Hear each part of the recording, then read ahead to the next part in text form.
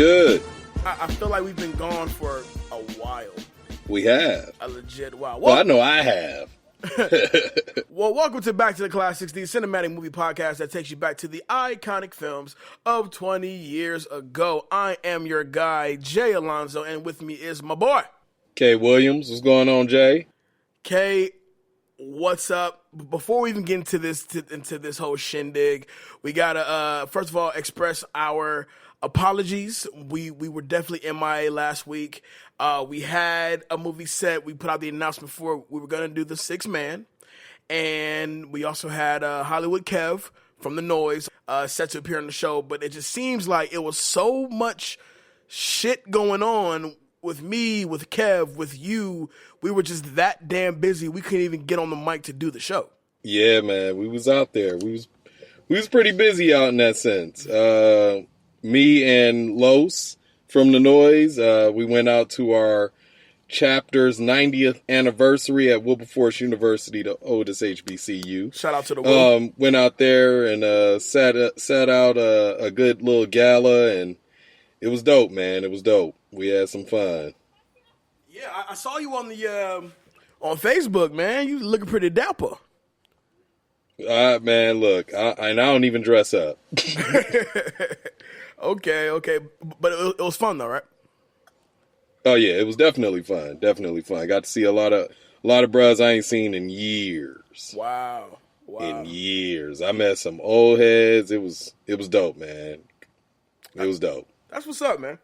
Well, we're back with another one. One more thing. We have to get this out the way. Shout out to all you listeners out there for Back to the Classics. You guys single-handedly made our last episode, Selena, Back to Selena, with Michelle Ruiz, our biggest show. So thank you guys so much for the support. Hopefully you're hanging out with us this week for this trash-ass movie. But hey, man. When I first saw this movie, I thought it was the shit. Now that I rewatched it, I was like, damn, was I really that retarded? I think it was all hype. It was the fact of who was in it, and I was just like, you know what? This is going to be dope. Oh, my God, was I wrong. Anyway, thank y'all for hanging out with us for Back to Selena and telling your friends about it, sharing about it, commenting on it, joining the conversation. We definitely appreciate the love, and we got more heat coming for you. Shout out to the Selena fans, bro, because they really are the ones that made this great. Oh man, they came in packs. They knew for a fact that Michelle, who is the avid Selena fan, came through and had some gems for that ass. Some shit we just didn't know. She was dropping them left and right. But let's get into this thing, man. So before we get into 2-minute drill, let me just go ahead and just get this out the way now. This movie fucking sucks. I mean, this movie is terrible. And like you, when I first heard about it, I was like, okay, I guess this makes some sort of sense, but I think it was just merely off of hype itself. So before we get into the actual movie itself, let's kick off 2-minute drill. Kay, are you ready for 2-minute drill, man? Yeah, I guess, why not? Why not? Okay. Also, why not? I also feel like this movie has like the most cheesiest training montage I'd ever seen. It did. Yeah. Okay. It did. So, here we go. 2-minute drill starts now. Okay, who directed Double Team? You would ask me that, and I just saw his name recently too. Yes, sir. I'm gonna pass on that one. Okay, well, his name was Sue Hart. Okay. How many kilotons of plutonium was stolen in the beginning? Man, like 20, 25, 32. Oh, it's close. Oh, and that was a total pulled out the ass guess. 100%. Okay. When we see Yaz for the first time, what is he doing? Getting his belly button tattooed. Correct.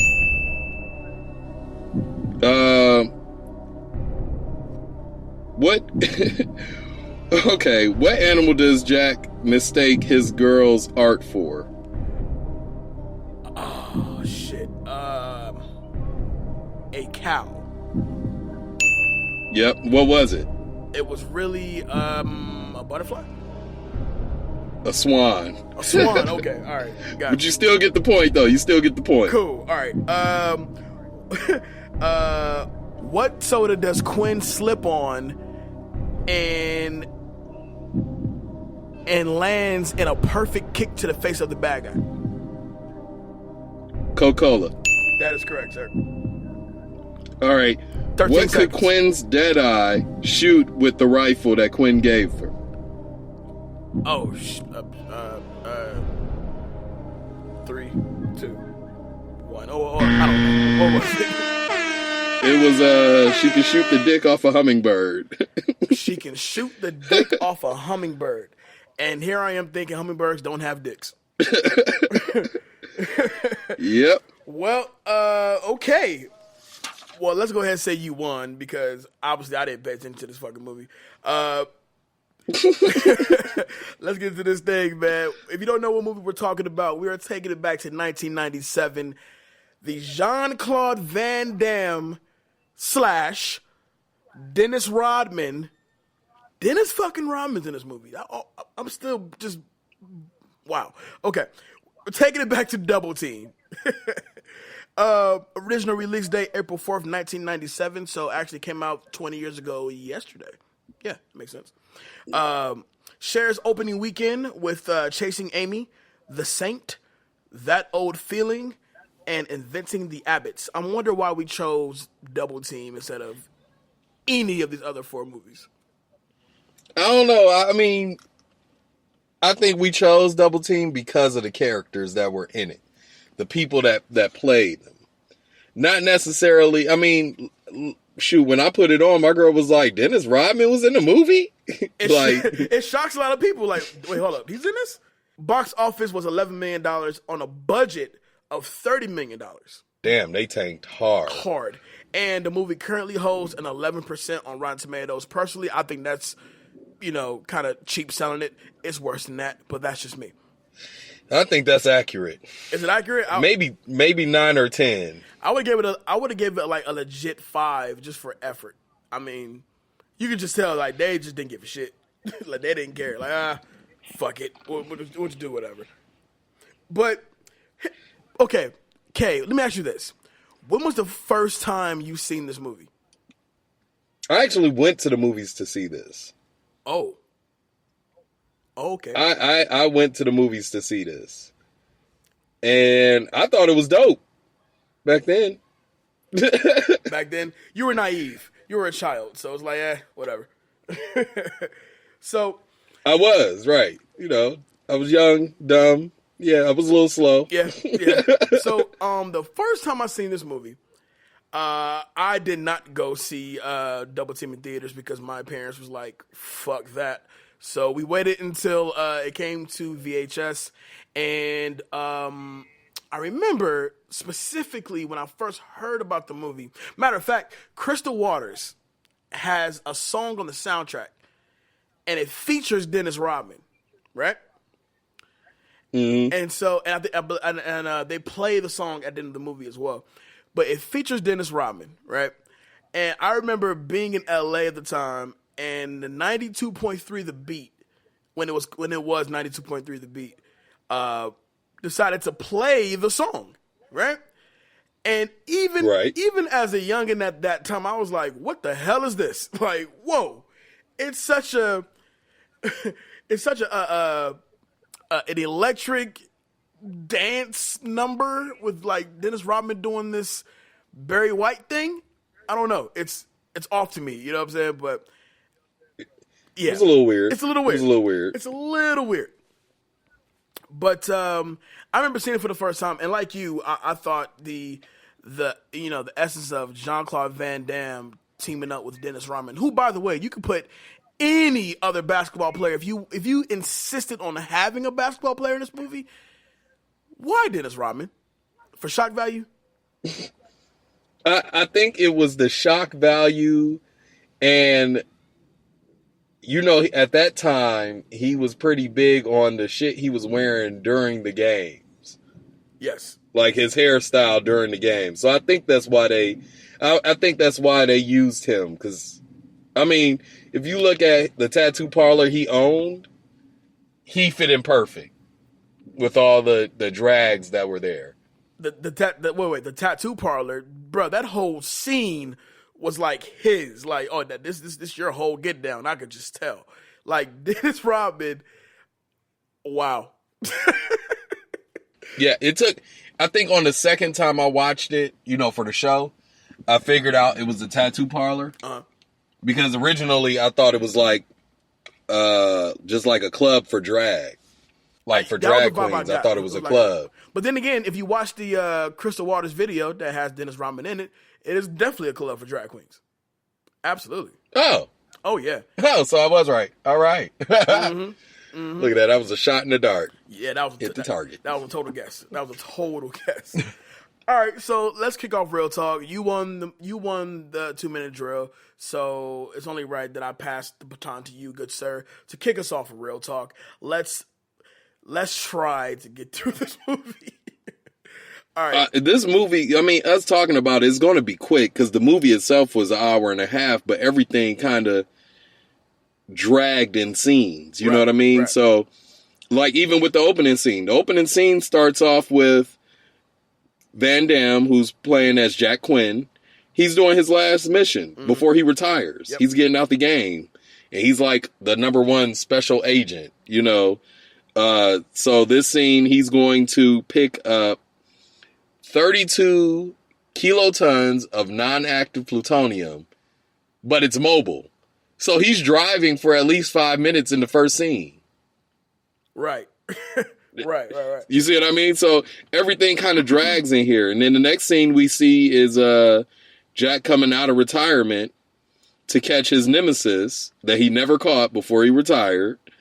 And they end up showing the guy that brought him out, who's like the director, I believe, of the CIA. Right. Oh, his nemesis, who is played by Mickey Rourke. Mickey Rourke, yep. Mickey Rourke. First off, let me shout out to Mickey Rourke, man.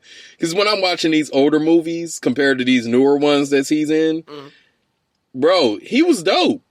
He was dope. Like, I never really paid attention to Mickey Rourke in his movies. What? Mickey Rourke in this movie was like, you ever seen a movie called 9.5 Weeks? Yes. Yeah, okay. Long time ago, though. Right. So it's almost like his character from 9.5 Weeks basically just continues on in Double Team. He looks the exact fucking same. Like, the exact same. Then it makes you wonder, what happened? Exactly, because when you see him doing movies like Double Team, and then you see him doing movies like The Wrestler, which was dope. Don't get me wrong. The Wrestler was dope. Oh, The Wrestler's a great movie. That's a great movie. But it kind of made me think, like, damn, was he on drugs?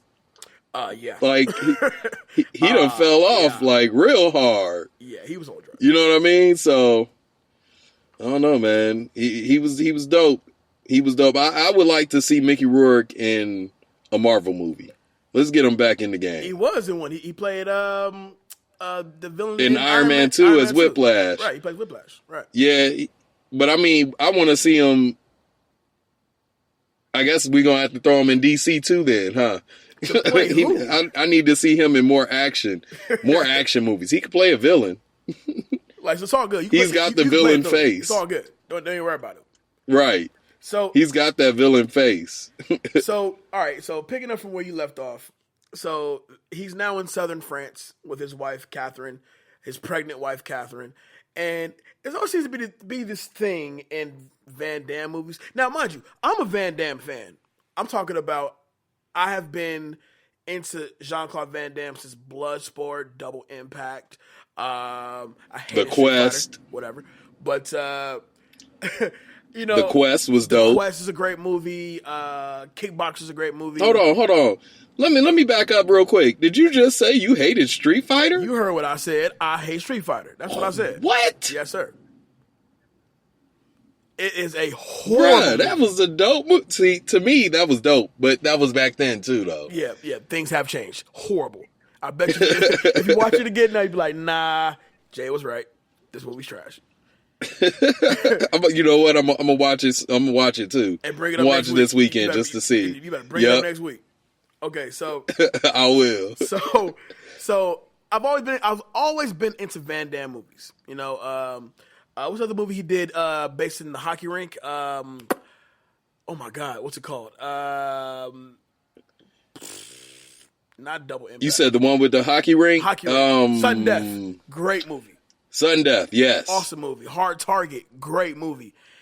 And this movie had came out almost like toward the end of like the Van Damme, run, if you will. You know, around this, I think after Double Team, he started doing like a lot of straight to DVD shit. Yeah, but we also gotta give praise to what was that movie he did that Van Damme was known for? So many of them. Oh no, it's one in specific. Universal Soldier. There you go. And The Return. Yeah, and The Return. Yep. Mm-hmm. And then the other 5 he did after those that nobody fucking saw. Right. So in all of these Van Damme movies, right? His wife, girlfriend, love interest, they're always super minimal. Like, they really have no lines. You don't know who, like, they're just there for, like, oh, that's his wife. They never say anything. Like, remember, like, Mia Sara in Time Cop? Hardly says anything. Like, she's in it. She has a nice, collection of scenes, but she's hardly in it. So, this movie is really just no different. Like, you see Catherine all of maybe like 4 times in the whole movie, right? And what makes it funny, 3 of the 4 is at the end. Yeah, like all of 4 times. So like obviously like that chick award will have to go to her, but because she's the only chick. She's the only chick, and she says nothing. Catherine, you don't really see her. It's like, oh, so they establish her as Quinn's wife, and then you see her again. She's worried about Quinn, and then you see her again. She's kidnapped. They see her again. She's now in peril. Like, she has zero. But she wasn't even kidnapped. She left with him. So you see her in the beginning. You see her in the beginning at the poolside, mm-hmm. And then you see her again. She's worried about him when he's about to make that first move to Stavros. Right. And then the third time you see her is when she gets offered the job in Rome. To showcase her art, which fucking sucked. Then you see her again leaving the hotel. Mm. So that's what, 5? 5. Then you see her again. Then you see her again having the baby. And then the last time you see her is when Quinn meets up with her. So 6, 7 times. And She only says maybe a line. Out of all 7, it's like 2 or 3 times she done said something. Like, that means, so when she got her script, her lines were like literally like a page long. A page, half a page. Her drum was like half a page because she said 2 or 3 lines in the very beginning when you first see him, and then when she's worried about him, she speaks. And then she doesn't say anything else until the very end when Quinn sees her. Yep, that's a typical Jean-Claude Van Damme movie. He's a star, and that's that.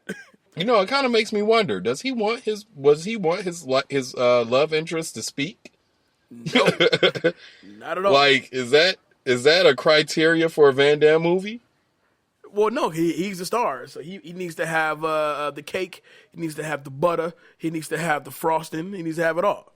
Jean-Claude Van Damme, Street Fighter still sucked. Anyway, moving on. When he's with his wife, and they're having their moment in the pool, she doesn't speak very good English either, and well, for that fact, neither does Van Damme. But he's with his wife in the pool, and that's when we get the representative, the government representative, who comes by to let Quinn know that Stavros is back active again. Now, real quick, who the hell let him in? He just walked on to this man's property like that, or like, what's going on with that? Hold on, say that one more time. When the government representative pulls up to let Quinn know that Stavros is back active again, right? Mm-hmm. Who lets him in the house? He didn't go in the house. He walked up the back. Remember, in the beginning, he was wiping the mud off his shoes. He walked up the hill because he was wiping the mud off his shoes from the pool water. First off, that's an ass whooping. Don't be putting your damn dirty ass rag in my pool water to wipe off your muddy ass shoe. That's an ass whooping, bruh. I don't care who you is. Wait, hold on, Playboy. No, you do not have your muddy ass Timbs or steel toe workman Yeah, the boots. wingtips. He had the wingtips. I'm like, First off, why you walking up a hill in wingtips? You know what I'm saying? Like, bro, it's 105 degrees out here. Like, what you mean? Anyway. Exactly. So you in a obviously, full suit. so obviously, he tries to convince Quinn to come out of retirement, telling Quinn, what do you say? He can't retire until Stavros does, which was a okay line, cheesy at best, but okay line. But obviously, Quinn is like reluctant to return, to active duty, but then he agrees. He agrees because that same dude gets killed by Stavros not too long after meeting Quinn. Not too long was an understatement. Next damn scene. He died next scene, he died like 1 minute after seeing Stavros. After seeing Quinn. Which, first off, I'll speak on that later, but he killed himself. Okay, we just gonna say that. He killed himself. Yes. Okay, so... ridiculously. So Quinn goes to Antwerp, Belgium, I want to say is where he goes. And he meets up with, we get our first glimpse at the ever weird Dennis Rodman as Yaz. And the scene that he walks into is so colorful and electronic dancing and drag queens and transsexuals and a bunch of other stuff. And it just lets you know who Dennis Rodman is as a person, because that totally was his scene. Yeah, definitely was. Now, let me say something on this. First off, Dennis Rodman, he became a weirdo to me, officially, after seeing this intro scene to him, when Quinn was like, hey, did that hurt? And he was like, no. And then he shows the tongue tattoo. Yeah. Bruh, you're a weirdo. I'm sorry. Yeah, you're a glutton for pain. And the funny thing is, right, he really believed, at least I'm only left to assume, he really believed, or at least his agents believe, that Double Team was going to be the movie that launched the acting career of Dennis Rodman. Because after Double Team came another movie called Simon Says. Which was actually pretty decent, if I remember correctly. Don't you tell that lie, Kay. Don't you tell that lie. Okay, I tried, bro. Don't you tell that lie. Okay, I'm looking at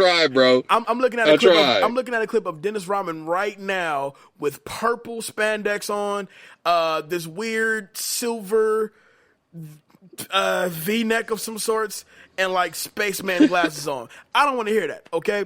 And then let's be real about it. Simon Says compared to Double Team, mind you, Double Team is Jean-Claude Van Damme and Dennis Rodman. Simon Says is Dennis Rodman. It's just Dennis Rodman. Fucking Dane Cook. Wait a minute. Hey man, I'm just gonna put it out there. Dane Cook did his thing though. Okay. I almost called you the wrong damn person. I'm not mad at you right now. So Yaz is, he established himself as an arms dealer. That's what he does. And then he equips Quinn with the things that he needs, which takes us to the amusement park scene, which is the funniest scene to me in the movie, because it definitely shows, I won't call Van Damme a phony, but if you look back at all his other movies, all he fucking did was flip. He did a lot of flipping, a lot of sliding across floors, he tripped a lot of people, But then when you compare like his fighting skills to say like, I don't know, Jackie Chan, Van Damme can't really fight. Nope, he's definitely a superstar. I mean, now let's put it out there. He does know, I believe, 3 forms of martial arts. He don't But show 'em. movie-wise, he does not use them. He don't show him. I'll tell you that much. Like most, He doesn't use them. Most he does. He is does a lot of flipping. definitely. I definitely put Van Damme up there with like Johnny Cage when they did the Mortal Kombat stories. Right. Because he was an actual martial artist who really couldn't fight on movies. Okay, so this right here is, definitely what I call movie cliche 101. Because obviously Stavros is at the amusement park, right? He's at the amusement park, and in the most cliche way possible, guess who he got with him? His 6-year-old kid, who of course bites the bullet in this scene. His baby mom. And his baby mama. So that basically gives Stavros a reason to be a dick and do dickish things. So, this scene is funny to me because in 2 Minute Drill, I mentioned this can, right? So there's a part when once the shit begins to like go down, right? And Van Damme is doing all this flipping and cartwheels and splits and all that shit. And he manages to hop over which I'm gonna say is a amusement park game. We'll say that. And he hops over. Yeah, I think it was a ride. Something like that. I think he was on like the side of a ride. Right. And so he hops over that, slipping on a Coca-Cola can, right? But landing in a complete perfect kick to a bad guy's face. Yeah. I would have slipped and fell and bust all my shit up. I'm not kicking nobody. But Van Damme in this movie has taken a lot of L's. I think he took more L's in this movie than he's taken in other movies. You realize he runs from explosions a lot in this movie? Oh yeah. We'll get to that later. we'll get to that later. Okay, so all right, so Stavros' son gets killed. Okay, Stavros he escapes to a hospital. Now this scene I fucking hate. I can't stand this scene, and here's me a reason why. Okay, it proves a few things. It proves that whatever hospital that they are in, which I'm gonna assume is still Belgium, this hospital has shit employees. Okay. I count at least definitely does 7 babies in like newborns that are left in this hospital as they are shooting the shit down. Explosions are going off. Van Damme is like jumping through every window he can find, and it's just like, where's the staff with these infants at this hospital? Like, you got all these kids just all going deaf from all these fucking gunshots, explosions, and shit. What's going on? Exactly. I didn't understand how all through this fight scene he can slide around and crawl on the floor and not one staff member walks in and gets shot. Like I'd have felt better about this scene if I'd have saw somebody walk in and get shot. Damn. Wow. I mean, because it would show responsibility on the hospital staff. Like, you can't tell me you in the newborn wing and it's not one nurse at a desk. They kept it too real. They kept it too real. They said, "Fuck them kids, I gotta go." Yeah. That's how that went. I didn't like it, but Quinn, he ends up fake dying. I guess is what you want to call it. He passed out and they took him out. A group of people took him out. And he wakes up at a resort. They was at a resort. I don't care what anybody say. Right. He was at a resort. A nice one. It was a prison resort. They called it the colony. And they told him, they call it the colony. And they told him he was dead. And it's what they told his wife and everybody the rest of the world. He dead. But this colony, this resort is filled with villains, super villains, and super agents. The best of the best, I guess. And they all get along. I guess that's what you would call them. And they all get along in harmony. Except for the one tall dude who gives him the crazy punch to the face once he discovers that he's there. Yeah. He did kick his ass, though. So he kicked his ass. We do learn that Quinn gets sent to the colony because he failed to capture Stavros, right? And the fact that he's at the colony, these assholes told Catherine he's dead. That's because he was. Him dead. Technically, he was. Oh, you know what? I want to touch on something really quickly. Going back to the scene in the hospital when the shit explodes. Do you remember do you remember the part when, as the part explodes and Stavros escapes, right? And the camera pans in on Jean-Claude Van Damme's face as he's like, I'm gonna assume dying or having an orgasm, one of the two. But when the shit is burned up behind him, the camera pans on his face. He goes, oh, and he goes down really slow to the ground. I'm like, is he masturbating before he passes out? Because I feel like if an actual explosion is just that. It's an explosion. The character flies off screen, and that's just that. He like took a while to like pass out. I don't know if you noticed that. Oh, he always takes a while to pass out, though. That's like a trademark. It's a theatrics thing. Absolutely. Yeah. So, okay, going back to what we were talking about. So, like we said, he gets sent to the colony because he failed to capture Stavros. And then the agents considered, he's too valuable to kill, but too dangerous to set free.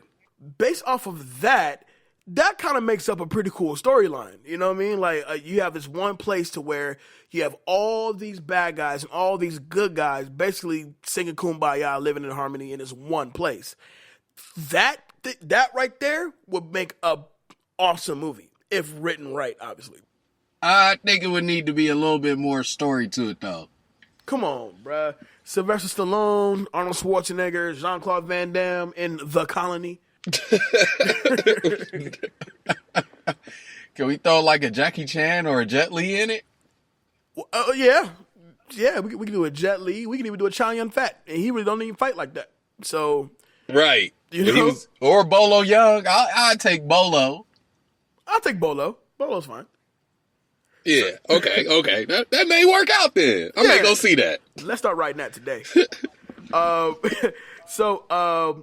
So the people who are at the colony, they're there to help analyze terrorist threats, and have to register themselves present every day using a fingerprint scanner. This is the most inconvenient thing because once they, a little computer says you got 5 minutes to check in, right? How far is your room from, the common area where everybody's kicking it at? What if and plus Van Damme is crippled at this time, so he has to walk with a crutch. He's walking with a limp. So if he crutched his ass on up that hill though, didn't he? Oh, he got his limp on. he got his gimp going for sure. Meanwhile, Catherine gets a phone call from an art gallery in Rome, which is the most weirdest thing because she don't know who the fuck's on the phone, but she'll accept the offer anyway. She gets the phone call from the art gallery, telling her that they would like to display her sculpture, showcase her work. Yeah, her work. She wanted to showcase her sculptures. Man, them shits was horrible, bro. They were ugly as shit. None of that shit looked like that swan didn't look like a swan. But they're gonna fly her out and all that. And of course, once she gets there, Stavros kidnaps her. What would you say he kidnapped her though? I mean, you think she went willingly? Yeah, she went there willingly. I don't think she knew she was kidnapped until she started having the baby. Okay, yeah, I'll give you that. Look at you paying attention to the movie and shit. Go ahead, Kay. Well, I love my movies. Yeah. All right, so take it from there. All right, so you got Catherine getting offered to showcase her work, and at this time, we're looking at her going into Italy, Rome to get her stuff together, and then we also learn while she's doing that, that the colony gets a drop off. I'm guessing of food and supplies, and during the drop off, Quinn is talking to, is it Goldsmith? Goldsmith.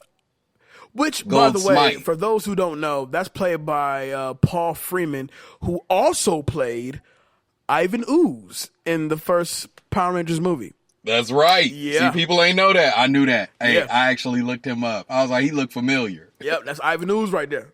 once they drop the supplies on the colony, right? I think after that, Right. we get the training montage. The awesome yet cheesy training montage with Jean-Claude Van Damme.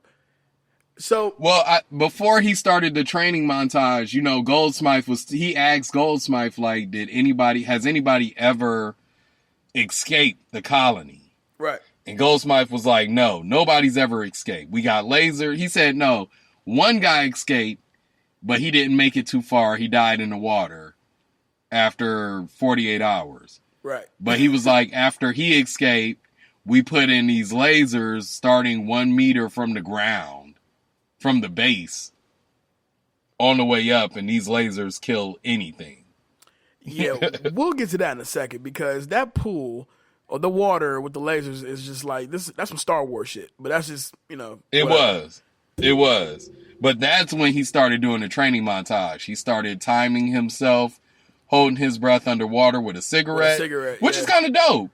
That's kind of dope. I never thought about no shit like that. That's some Navy SEAL shit. Okay. That's that Delta 6 shit he was on. Well, if you want to die over a Newport, sir, you can go ahead and do that. I'm not doing that shit. I have a clock. I have a phone. There's plenty of other ways I can actually time myself. Now, okay, so with this training montage, I was like, okay, this is a typical, Van Damme training montage until it gets to him lifting the damn bathtub. Hey, bro, you can do it. I mean, he wasn't really lifting it with his arms. He was doing squats with it. Still, I thought it was a bit much. You thought it was a bit much? But that's just me. But we also get the really cool, it's Van Damme, really cool part to when he devises this plan, this way to fool the colony about he cuts off his actual fingerprint from his thumb. So Quinn puts together this device, made from soda can and water and some other shit. Eraser. Yeah, he went real high tech on that one. Yeah, and then, he put them engineering skills together. Yeah, it's, eye of the tiger, survival skills, baby.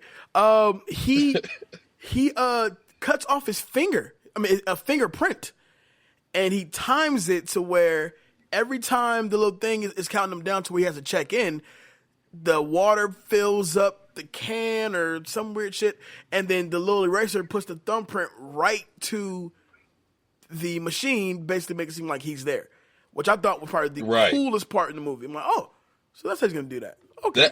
That was definitely the dopest part. Definitely the dopest part. Absolutely.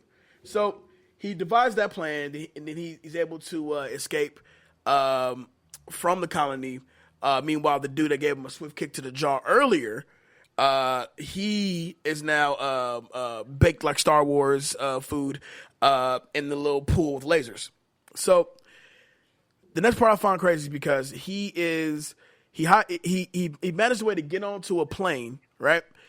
And the plane, he's hanging on with nothing but himself on the cargo that's hanging out behind the plane, right?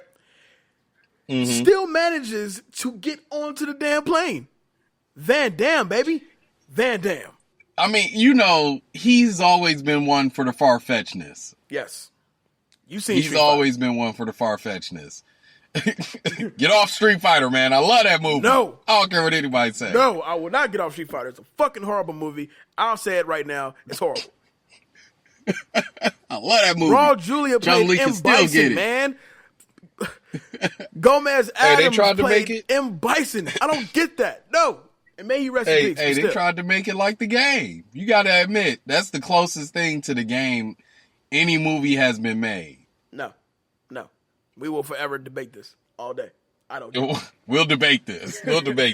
So after the next scene, after another explosion where he throws stuff at the camera and terrible CGI, he comes across the car that Quinn has a message that's running over and over and over, basically saying your wife is due tomorrow. That's sound of your son's heartbeat. Check into this hotel, yada yada yada, and he got that message, right? Right. That's the only reason why he didn't die is because Yaz, played by Dennis Rodman, caught the dude on the other side of the car. Right. You know, that whole scene was a little far-fetched to me anyway. The whole scene is far-fetched, bruh. He went home. Why would you go home? You know your wife is not at home. So you know this. So at this point, they go to Rome. Yeah, they go to Hotel Regina in Rome. Mm-hmm. And he, that's off of the message he heard from the car. Right. Mm-hmm. So he ends up going to the Hotel Regina in Rome. And Dennis Rodman picks up the message for him. We find out it's an ultrasound of his son. Yep, sonogram. And, sonogram of his son. And he's like, okay, so what's his name? Stavros? Stavros doesn't know I don't have a plan, so we'll throw him a party, which didn't make sense. But, he throws him a party. People show up in the square. And here we go with a shootout because the wife is going into labor. Stavros is taking her to the hospital or his hospital. And now it's a shootout because it's a face-to-face. Stavros and his men against all these different police agencies. By the way, Jean-Claude Van Damme has the most ridiculous disguise in this scene. Hey, bro, I was fucking with that disguise, though. It was kind of dope. Stop lying. For Van Damme. But that nasty-ass nose ring, man, hell no. For a Van Damme movie where he's never wore a disguise, bro, that was a dope disguise. I ain't recognize him for real until... Bro, he looked up and I was like, "Oh, this fool got a horrible wig on." Bro, like who booted you up? Like, was that Dennis Rodman's gear? He turned Brillo pads into a damn wig and wore it to the rendezvous point with a nasty ass nose ring. I couldn't take it seriously, especially when him and Stavros see each other again. I'm like, what? No, this is the comedy part of things. I give you that. All right, but we getting into my favorite part of this whole movie. Okay. When Stavros told him he need to go into the hotel room. I mean, when Stavros told him that he got his wife, and Van Damme ran into the hotel room. Right. Bruh, the Asian dude that was fighting Van Damme while he looking for clues, the Asian dude was dope. The Asian dude was dope up until he pulled the knife out of his foot. I'm like, okay. Hey, no. Hey, but you gotta admit though, when have you ever seen a fight where a guy is holding a switchblade with his foot and using it? I'm pretty sure I've seen that before. I know I've seen that before. What movie? I don't know, but I've definitely seen it before. Bruh, that whole fight scene was dope though, because they literally showed him holding the blade in his foot and how he was holding it. And the fact that he never put his foot back on the ground until he lost the blade. Right. That was dope. Okay. That Asian dude reminded me of Harang off of Tekken. Okay. I'll give you that one. That's a good one. Even though Law's my man, but whatever. Yeah. Lei Wulong is mine, but you know. Yeah.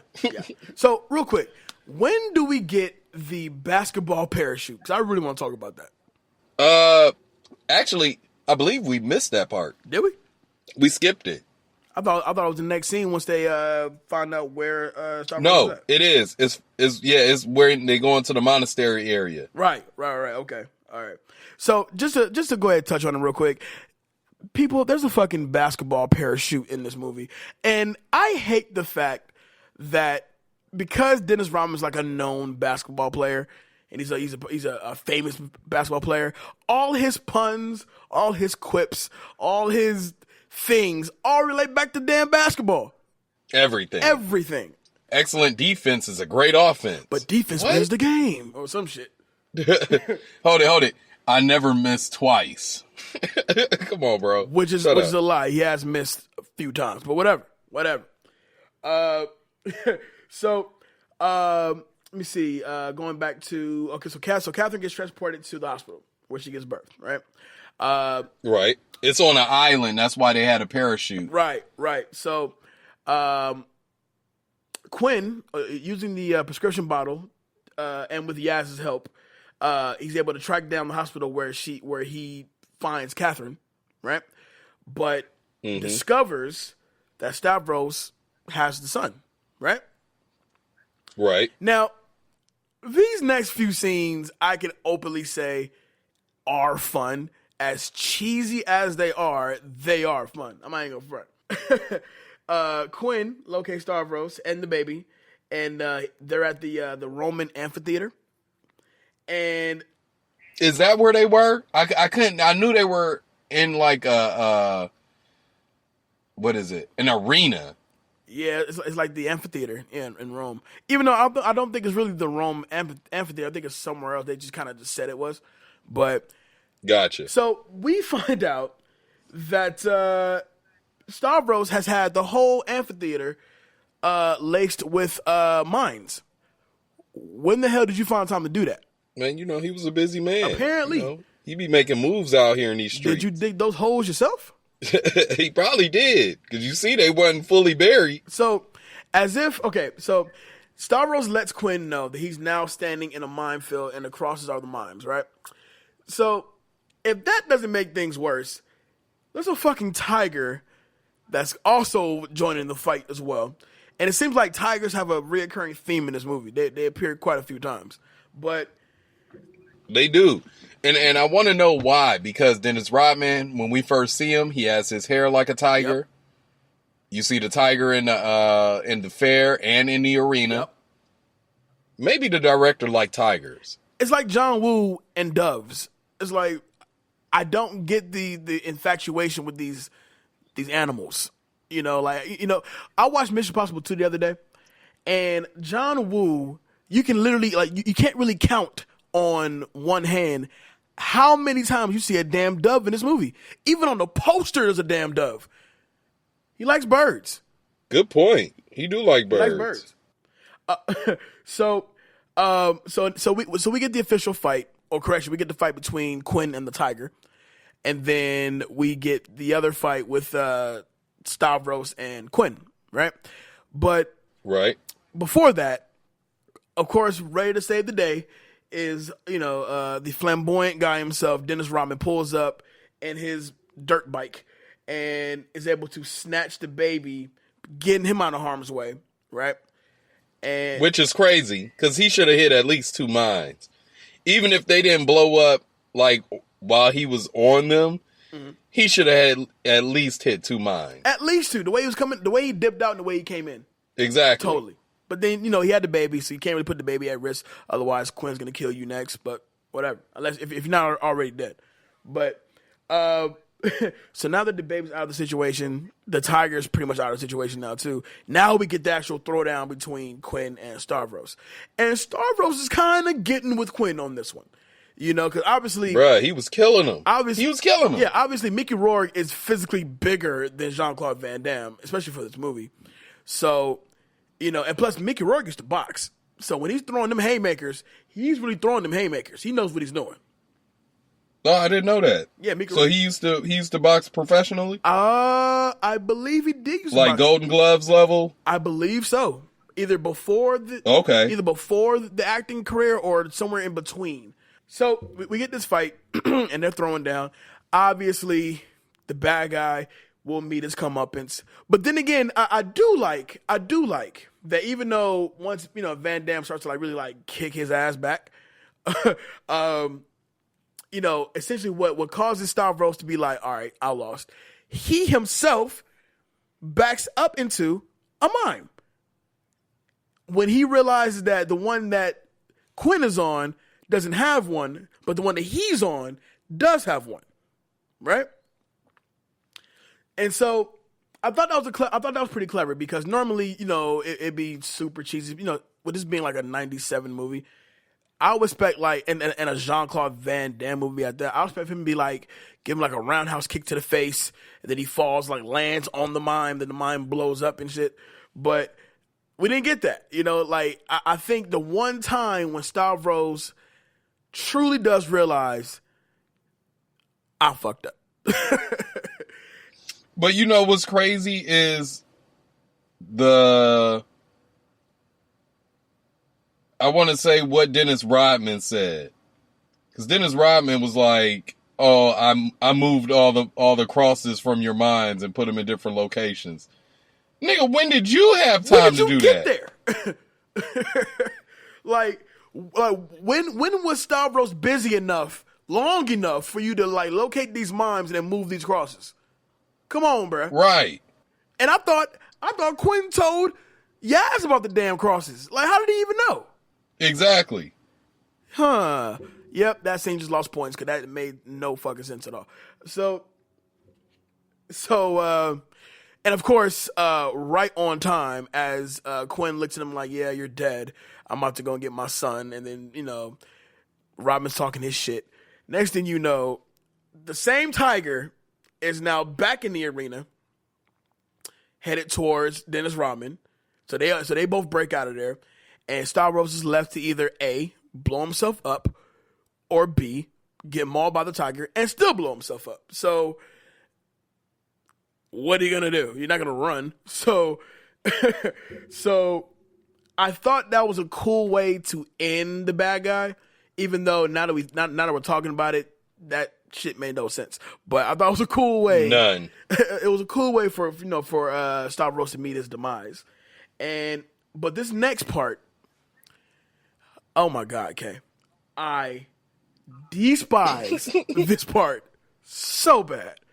Number one is a direct product placement. It was. But that's not even the worst part about it.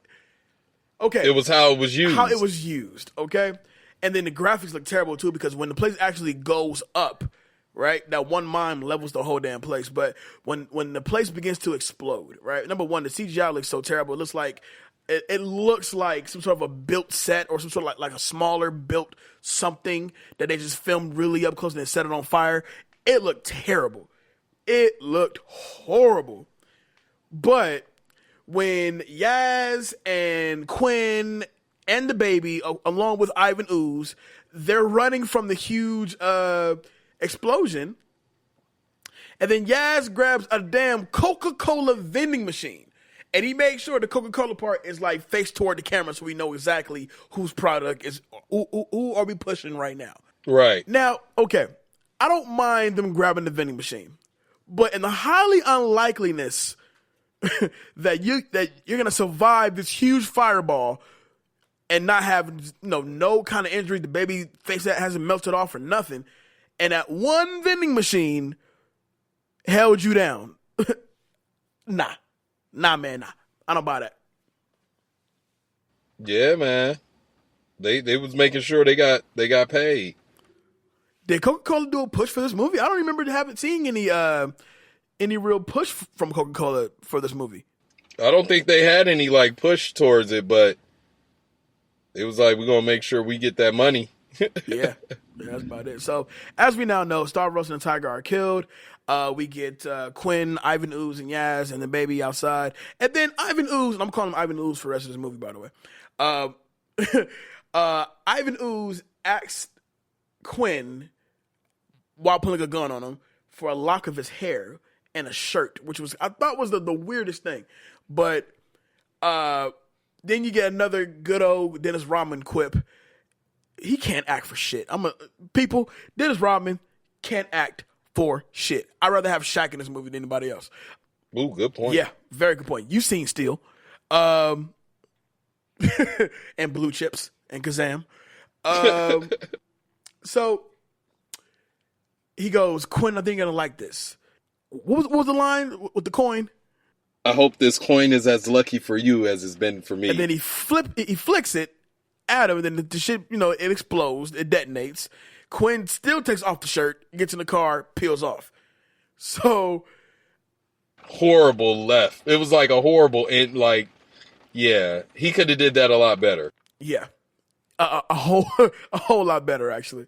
And so the movie just ends, and for some reason, Yaz believes that they're gonna blame him for everything. Do they even know who the fuck you are? Nope. No, Not at all. They never even established it. Like, who are you? Who's this dude? I wonder how much the fine is for this. Nigga, don't nobody care. Don't nobody know who you are. Bro, they haven't had a show in that damn theater for the longest. Nobody know who the fuck you are. So, that's it. That's the movie. Whew, that was hard to get through. That's it. Double Team. So, would you do a Double Team remake with... No. Wait. Let me finish. Who's the hottest martial artist right now? Donnie Yen? You said who's the hottest like what? Martial artist right now, like Donnie Yen.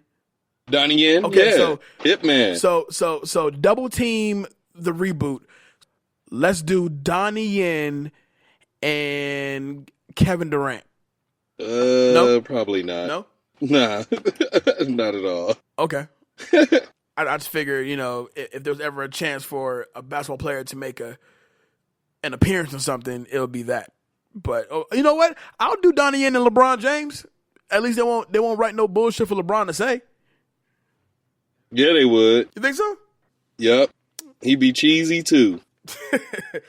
Okay, so moving on, we have something new on the show that we like to involve our listeners. You guys are so gracious with us. You always hang out with us, ride with us. So we have this new segment we call the Query segment, to where you can access any question about any movie or anything personal, and we will pick out 3 or 4 of the best ones each week, and we will shout you out, shout out your Twitter handle, your Instagram handle, your Facebook handle, and we'll answer your question for you right here on the show. So, kicking off the Query segment of the show, first time ever. This question comes from Randall Wilson on Twitter. The question is, how do you guys go about choosing the movie to review? Okay, take it. It's kind of hard to say. I mean, what we do is we look at the movies that came out throughout the month. Mm-hmm. We see what debuted, and then we also go and see what came out each week. And then, for example, like this week we had, of course, Double Team, and then we had a couple of other movies that debuted. What's a couple of them? The Saint, Chasing Amy, Inventing the Abbots, which I never fucking seen, but That Old Feeling with Bette Miller. Seen that. Right. So we take a couple of the movies, we sit down and discuss it, we talk about what do we think would be a good look in terms of how the show would be shown. I mean, how the show would go, and what, the fans, you guys, would like to hear about. Because I'm pretty sure Chasing Amy is not going to be one that would get us. We like to keep it to the week of, even down to the day of the actual movie dropping 20 years ago. That creates the nostalgia factor for the show. It creates something to talk about. Where were you 20 years ago when this movie first opened? So we pride ourselves on having a movie, reviewing a movie, and making it as close to that 20-year anniversary mark as possible. So that's basically how we do, how we choose what movie we choose. Next question comes from Black Sam Jackson. I wanted the actual Sam Jackson. I love his Twitter handle, though. Question is, what's your favorite Will Smith movie? Me, personally, I'd have to split it. It will be between either, I'll say iRobot, and I'll also say Enemy of the State. Now, Kay, is your favorite movie The Legend of Bagger Vance? No. But it is a dope movie, in my opinion. Oh, it was meant to be a joke. You fucked up the joke. No, I'm definitely a Will Smith fan. I think, honestly, I'm throwback, so Enemy of the State is definitely one of them. Dope movie. Underrated movie. It is. But I honestly, my favorite one that I could watch every day probably is Wild Wild West. Don't judge me. It's just one of my favorite. Hey, I love it, man. It's cheesy. The Enormous Spider. It's funny. The Enormous Spider, bro. You know what I'm saying? The only thing that's great out of Wild Wild West is I finally get a chance to look at The only thing that's great about Wild Wild West, we finally get a chance to see Salma Hayek's bare booty. That's the only thing about Wild Wild West I really do appreciate. Hey man, Captain James West was a beast, bro. Don't sleep on Captain James West. All right. No, he wasn't. But I love Bad Boys 1 and 2. I mean, definitely. Hitch. I love Hitch. I love Pursuit of Happiness. I mean, like what is the throwback that he did? That 6 Degrees Separation, also one of my favorites. Oh, you took it back. I mean, I like Will Smith as an actor. Except for that one movie he did. What was that shit what he did with his son that was horrible? After Earth. That old bullshit. Horrible. That movie's terrible. Terrible. All right, moving on. Last question that we got for today. Lucy on Twitter would like to know, how old is Kay? Well, I'm not that old. Don't let Jay fool you. But I am actually 33. I'll be 34 in June. And we have a special birthday celebration for Mr. Williams right here on the show. Stay tuned for that. One of my favorite movies. That's going to be great. Looking forward to it. Well, that's it, man. Thank you guys for the questions. Keep sending them in. Myself and Kay pick out the best ones and we'll get them on the show. We definitely appreciate all of you guys. Before we plug our social medias, we gotta announce some things over here at Beat Network. Some big things over here at Beat Network. Ladies and gentlemen, we have merch. We have we got that merchandise. Merch. Man. Head on over to beatnetworkonline.com/merch. You can get shirts for the men, women, children, all kinds of notebooks and mugs and phone cases and all kinds of cool shit. All directly related to your favorite podcast right here at Beat Network. Also, look out for me. I'm going to be in LA this weekend. I'm going to be on the And Now We Know show with my girl, Johnny K. Shout out to them over there. I'm looking forward to that. And then, shout out to our brand new writers, Ebony and Dwayne. They're going to be on the show pretty soon. We're going to have them on here to talk about some fun stuff. And, of course, new show alert. We have a new show at Beat Network called Pillow Talk with KC. I don't know about that. Course, I don't think they're ready for that, bro. Yo. I don't think they're ready for the Pillow Talk. Pillow Talk is nasty. I'm looking forward to it. This is a show that's strictly 100% about sex. Yes. We all like it. It's great. So shout out to our new host. Yeah, I love it. It's great. Shout out to our new host, KC. Shout out to our sister, Truth. She's taking on a double job now with 2 podcasts now.